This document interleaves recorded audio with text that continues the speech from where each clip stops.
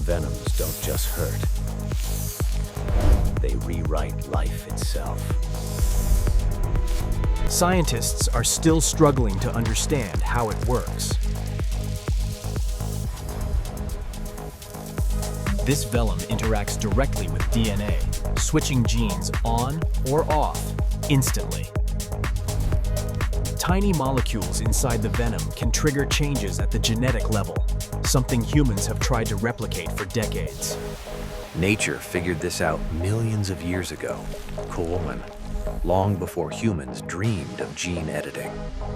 Some scientists think this venom could inspire the next generation of medicine fruit, but the secrets are hard to unlock. It's not just a weapon. It's a masterclass in natural engineering. Humans are still catching up. Nature has already written the code we are just beginning to read. Follow for more things nature shouldn't be able to do.